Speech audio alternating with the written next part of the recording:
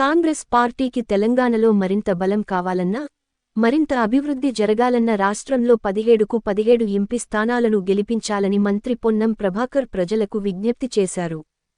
సిద్దిపేట జిల్లా కోహెడ మండల కేంద్రంలో కరీంనగర్ కాంగ్రెస్ పార్టీ ఎంపీ అభ్యర్థి వెలిచాల రాజేందర్ మద్దతుగా మంత్రి పొన్నం ప్రభాకర్ మనకొండూరు ఎమ్మెల్యే కవ్వంపల్లి సత్యనారాయణతో కలిసి ఎన్నికల ప్రచారంలో పాల్గొన్నారు. ఈ సందర్భంగా మంత్రి పొన్నం ప్రభాకర్ మాట్లాడుతూ ఫిబ్రవరి 23, 2023న రుణమాఫీ చేస్తానని సవాల్ చేసిన అప్పటి మంత్రి హరీష్ రావు రుణమాఫీ చేశారా అని ప్రశ్నించారు. ఆగస్టు 15 లోపు రైతులకు 2 లక్షల రుణమాఫీ చేస్తామని హరీష్ రావు రాజీనామా పత్రంతో సిద్ధంగా ఉండాలన్నారు. బీజేపీ అభ్యర్థి బండి సంజయ్, బీఆర్ఎస్ అభ్యర్థి వినోద్ కుమార్ ఎప్పుడైనా గ్రామాల్లోకి వచ్చారా అని ఎద్దేవా చేశారు. కాంగ్రెస్ ఎంపీ అభ్యర్థి రాజేందర్ రావు గతంలో ఎమ్మెల్యేగా, ఎమ్మెల్సీగా, మార్క్ఫెడ్ చైర్మన్గా చేసిన జగపతిరావు కుమారుని పరిచయం చేశారు. అవినీతి ఆరోపణలతో బీజేపీ అధ్యక్ష పదవి నుండి బండి సంజయ్ని తొలగించారని అంటున్నారని ఆరోపించారు.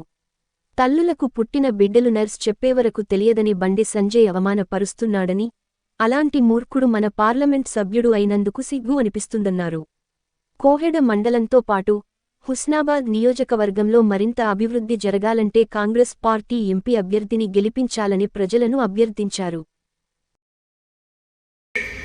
రాజేందర్ రావు గారు మీ ముందు వచ్చి నిల్చొని 2 చేతులు జోడించి మీ ఆచరణను కోరుతామని, మహిళా సంఘాలను శక్తివంతం చేయాలి, ప్రతి మహిళను కూడా కోటీశ్వరాలు చేయాలి, అనేక రకాలుగా ఆర్థికంగా ఎదగాలని వాళ్ళందరూ కూడా వడ్డీ లేని రుణం వాళ్ళ ఖాతాల జమ చేసింది ప్రభుత్వం. 23వ తారీఖు ఫిబ్రవరి 2023 నాడు హరీష్ రావు గారు ఇక్కడికి వచ్చిండు. 4,000 కోట్ల మాఫీ చేస్తారని చేసినాడే, మాఫీ చేస్తానని వీడియో రికార్డు ఉంది, పేపర్లో సాక్షి ఉన్నారు, మీరంతా ఉన్నారు. 23వ తారీఖు ఫిబ్రవరి 2023 హరీష్ రావు సవాల్ చేస్తుంది కదా. ఇవాళ నీ సవాలుకు సిద్ధంగా ఉన్నా. ఆగస్టు 15 చెప్పండి ధైర్యంగా ఊర్లలో. మన ముఖ్యమంత్రి రేవంత్ రెడ్డి గారు చెప్పినారు, సమ్మక్క సారక్క సాక్షిగా, లక్ష్మీ నరసింహ సాక్షిగా, ఈ తెలంగాణ ప్రజల సాక్షిగా ఆగస్టు 15 నాడు తెలంగాణ రైతుల 2 లక్షల రూపాయల రాజీనామా పత్రం రాసి పెట్టుకో హరీష్ రావు. ధైర్యంగా కాంగ్రెస్ పార్టీ ఈ మాట అమలు చేసి తీర్చాల. ఇంత దౌర్భాగ్యమైన 60,000 కోట్లతో ఉన్నటువంటి అప్పును 7 లక్షల కోట్లకు చేసి గల్లా ఖాళీ చేసిన ఈ టీఆర్ఎస్ పార్టీ ఇలా మమ్మల్ని 4 రోజులకే పిల్లి షాపుని అర్థాలు పెడతా ఉంది. మీరు అధికారం ఎట్లుంటారు, మేము కూలగొడతాం, మీ సంగతి చూస్తాం. ఏం చూస్తారు? బీజేపీ ఏం చెప్పుకుంటారా, బీఆర్ఎస్ ఏం చెప్పుకుంటారా? అసలు అలా పార్లమెంట్ సభ్యులు ఇయ్యాల నుంచిగా అలా పేర్లు తీసుకోలే.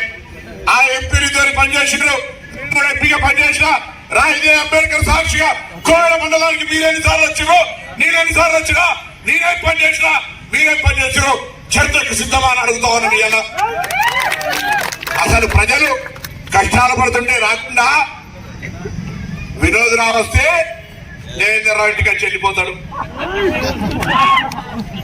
ఇంకో ఆయన వస్తే